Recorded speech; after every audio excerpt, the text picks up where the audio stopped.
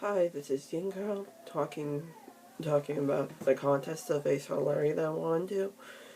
At first, I'm kind of shy about it, but I think I'm going to talk about the Puyo Puyo games. If you don't know what Puyo Puyo is, it's basically a game where you connect four blobs to the same color together, and you create combos by connecting different colored blobs or beans together. You might know this game came into the U.S. by compiled Sega by Dr. Robotnik's Mean Bean Machine in the 90s. Of course, that game, I kind of like that game, despite the fact that it was basically based on Adventures of Sonic the Hedgehog instead of the good Sonic series. But it's a good game. It's interesting.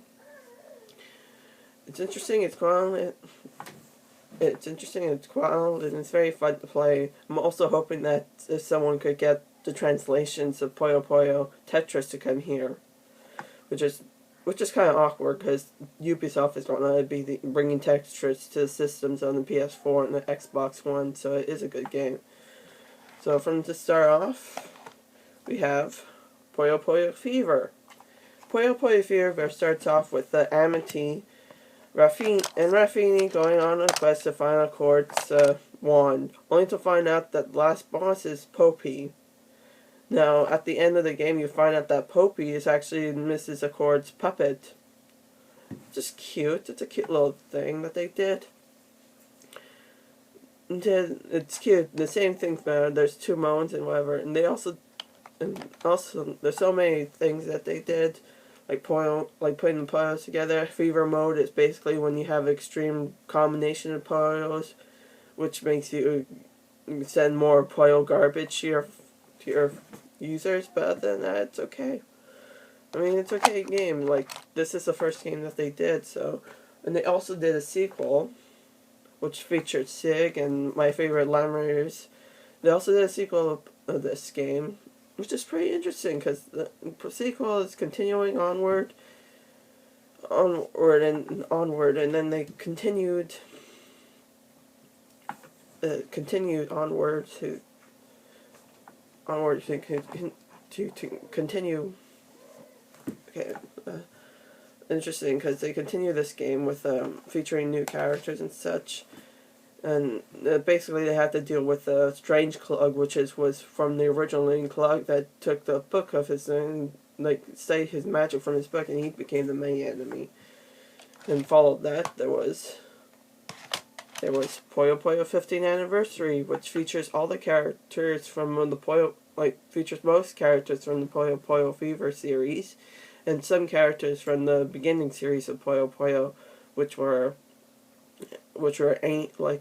Ariel, Satan, Ruru, Shetzo, Zodamon, Nansu Graves.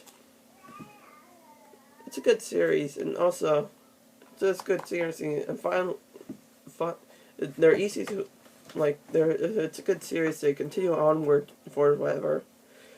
Also, so I continue onward. I'm not good with this, but I'm trying my best. And I continue on to new game Puyo Puyo 7, which I got from my PSP. Only difference between the DS version of the Puyo Puyo games and the PSP versions is that even though they have a different storyline and stuff, the Puyos are mostly shown in 3 dimensionals in Puyo Puyo in the PSP version than they are on the DS version. And sometimes they add characters talking so you can understand the story. I know understanding the story might be because mostly the whole story of Puyo Puyo 15 was basically a contest to beat all the people, and then the winner will get their wish granted by a court. You know, it's interesting, but it's cute. Puyo Puyo 7 started out with a new lead character, Ringo, which is Japanese for apple, which is cute. And there were new characters and all stuff. They had Skullduggan, like Skeleton T. They had Rikatsumi and Moru. Yeah, it's good. The games, they're good, easy games to get to, but it's hard to say. You don't need high Japanese background to pick up these games ideas, because these games are easy to play once you figure out how they play. They really are interesting. And finally, the game that came out, the last game that comes out for the PS, for the 3DS, the Puyo Puyo 20th anniversary. Well, it's basically they feature characters from Puyo Puyo 7, and Puyo Puyo Fever, and some from the original Puyo games, which is interesting. And basically, it's a little storyline that you find out, that you play along with each character is going to the game and whatever. The only difference with this one and the 3DS version is that in the 3DS version you could take a picture of yourself and you could put it on the Puyo screens. It's really interesting, the Puyo games. And in the future of the Puyo games, well, there is Puyo Puyo Tetris, which is coming out in February, and even though it's a little bit coming out soon, I think I could do the best. If not, it's okay.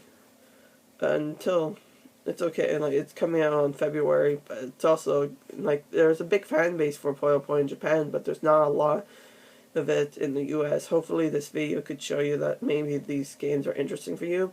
My best bet is to go to PlayAsia to get these games, because eBay, they're pretty expensive. They're like $60 or $70, $60 to $40 when you get them on PlayAsia for like $40. Yeah, so hopefully that was interesting, and hopefully you have a nice day. Bye.